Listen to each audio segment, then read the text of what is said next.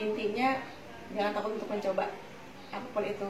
Kita kan nggak tahu hasilnya ya, karena ada Allah juga yang bisa merubah segalanya. Kadang-kadang kan yang penting kita usaha mencoba dari rumah apapun, misalnya online itu sekarang emang zamannya online semuanya ya. Jadi coba aja pelan-pelan dari rumah, dari status, dari story segala macam itu.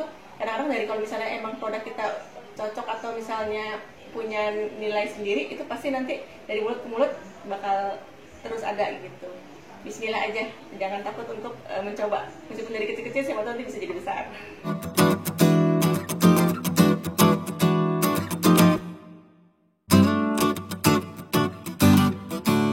Baik, assalamualaikum warahmatullahi wabarakatuh.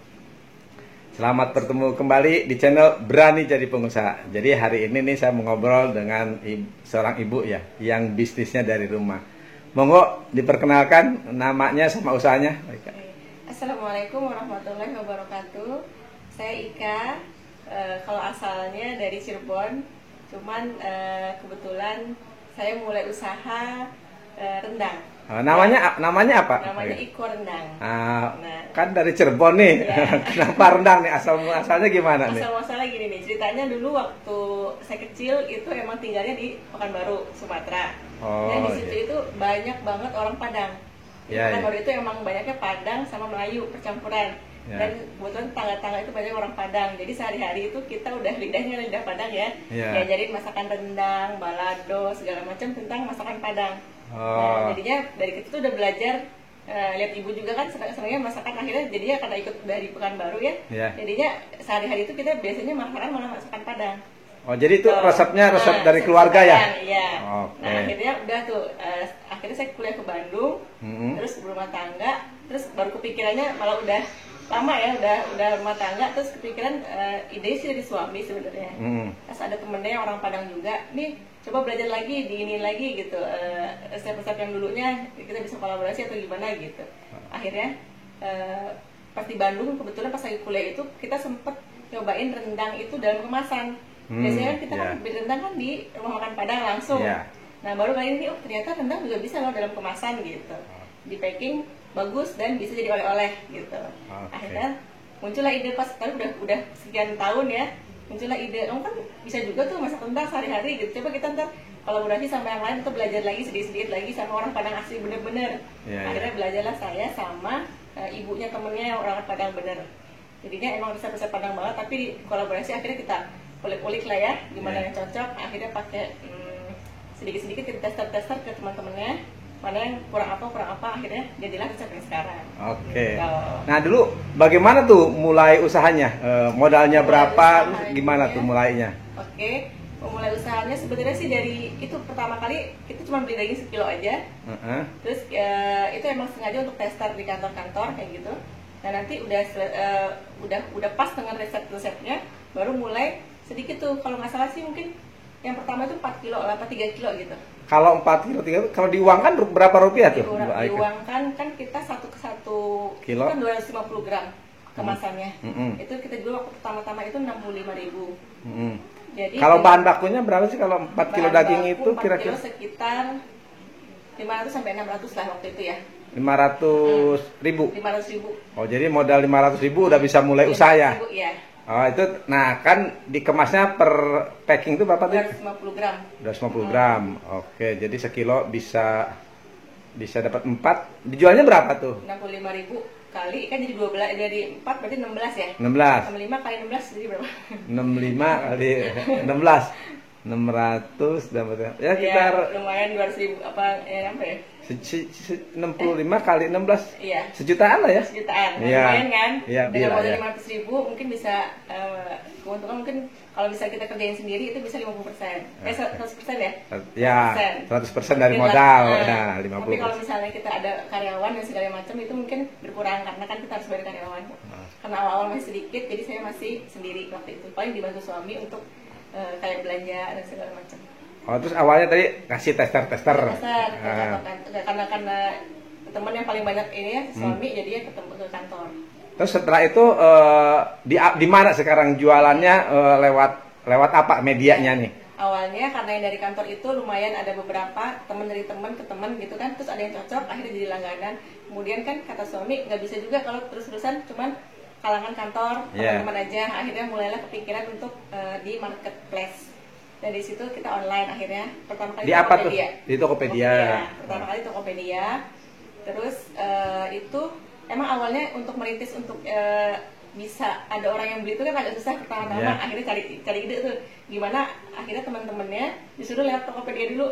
Biar mungkinnya ngasih testimoni, ngasih bintang. Nah itu untuk penarik yang lainnya kayak gitu. Oke, jadi waktu di marketplace di Tokopedia caranya biar nanti ada transaksi dimulai dari teman-teman dulu ya. Tolong bantuin kita gitu kan. Nah, meskipun mereka tetap beli juga, cuman ya, lewatin Tokopedia deh gitu. Akhirnya mereka mau. Akhirnya mungkin dari situ ada beberapa yang karena kita punya Instagram. Oh, Instagramnya apa? Instagramnya iko_rendang. Oh, nanti di ini ya, ada di sini ya. Dari situ ada beberapa karena yang nawarin kayak ralali.com itu juga sebenarnya marketplace tapi belum terkenal Tokopedia. Terus Bukalapak kita juga buka. Sama promo itu biasanya di story Instagram, status dan lain sebagainya.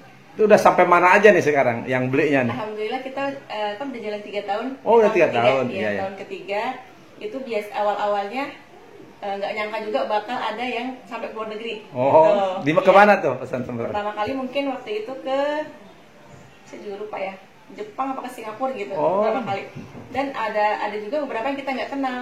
Jadi misalnya Tokopedia karena dia mungkin cocok kalian sama rasanya, dia repeat order gitu kan. Nah terus dia Mbak saya mau misalnya ke Jepang gitu kan, mau liburan, saya mau bawa gitu. Akhirnya boleh nggak kalau kita minta fotonya gitu. Jadi ternyata karena dia mungkin cocok apa mungkin ini ya, jadi ngerasa yaudah deh boleh. Akhirnya ada beberapa yang kita sama sekali nggak kenal ngasih foto ke kita. Ada yang Jepang, Turki, terus ada yang Malaysia, Singapura tuh udah. Terus ada yang Himalaya yang naik gunung gitu. Emang tahan berapa lama sih itu kalau di suhu ruang itu cuma 7 hari. Tapi kalau di kulkas atau di freezer itu bisa sampai 1-2 bulan. Oke. Kalau di bisnis tadi kan berarti dari rumah ya, ininya. Itu tantangannya apa tuh? Tantangannya ya sebenarnya kalau saya karena masih ini karena sendiri ya. Nah, ketika ada orderan banyak itu agak repot ya sendiri karena nggak ada yang bantuin. Jadi kita batasin akhirnya. Tapi kan kalau nggak bisa kan usaha kalau kayak gitu akhirnya nyari karyawan salah satu tantangan yang agak susah ya. Nah, nyari karyawan yang cocok. Yang pertama pernah akhirnya nggak sesuai nih karena beda rasa akhirnya meskipun yang racik bumbu tetap saya, cuman tetap aja katanya beda katanya gitu. Nah itu mungkin yang ininya. Terus kemudian harus rajin-rajin promo, misalnya kayak Instagram dan status. Kalau enggak biasanya penurunan lumayan ini drastis gitu kalau misalnya nggak rajin gitu. Itu ada reseller nggak sih, ngebangun reseller? Reseller awal-awalnya ada dari temennya suami juga. Nah itu cuman dia ternyata menaikkan harganya lumayan. Misalnya kita jual 65, dia bisa 75 sampai 80. Jadinya malah lari gitu konsumen yang belinya gitu. Kedepan rencananya apa nih? Iko Rendang mau ke arah mana nih? Mudah-mudahan sih kita ini kan ada apa namanya? Ada rencana untuk melebarkan sayap lagi nih. Misalnya buka reseller dan ketentuan yang berlaku ya. Terus sering promo ke Tokopedia, suka ada promo yang gratis ongkir. Terus bisa dimasukin ke Shopee juga. Dan marketplace yang lainnya. Karena sekarang kan katanya Shopee lagi ini ya, lebih banyaknya gitu, paling itu aja. Terus mungkin untuk itu lebih variatif karena kan nggak bisa di satu rendang aja. Misalnya kadang-kadang ada yang coba dong bikin rendang paru misalnya gitu. Nah akhirnya kita coba nih rendang paru misalnya gitu. Tapi atau misalnya menu lain karena kan bosan ya rendang-rendang terus nggak mungkin orang terus-terusan pesan rendang terus kayak gitu. Jadi bisa juga nanti divariasi produk kayak inovasi di situ aja. Oke, baik Kak, ini kan hari ini banyak orang yang mungkin kena PHK atau mau pensiun gitu kan. Tadi kan Mbak Ika mulai dari 500.000 juga bisa jalan, dari rumah juga bisa. Apa nih pesan-pesannya buat teman-teman yang mau usaha apa kira-kira? Intinya jangan takut untuk mencoba apapun itu. Kita kan nggak tahu hasilnya ya, karena ada Allah juga yang bisa merubah segalanya. Kadang-kadang kan yang penting kita usaha, coba dari rumah apapun, misalnya online. Itu sekarang emang zamannya online semuanya ya, jadi coba aja pelan-pelan dari rumah, dari status, dari story segala macam. Itu kadang-kadang dari kalau misalnya emang produk kita cocok atau misalnya punya nilai sendiri, itu pasti nanti dari mulut ke mulut bakal terus ada gitu. Bismillah aja, jangan takut untuk mencoba. Meskipun dari kecil-kecil, siapa tahu nanti bisa jadi besar. Oke, jadi buat teman-teman yang usaha nih, saran dari Mbak Ika, tipsnya jangan takut mencoba, ya harus berani mencoba berarti ya, harus berani mencoba. Karena kalau misalnya di satu produk gagal, coba lagi yang lain misalnya, ya kan, jangan putus asa untuk mencoba yang lain misalnya, ya kan. Oke, baik Kak, terima kasih nih atas sharingnya, mudah-mudahan menjadi inspirasi buat teman-teman yang saat ini nyari ide usaha. Terima kasih, Assalamualaikum warahmatullahi wabarakatuh. Waalaikumsalam warahmatullahi wabarakatuh.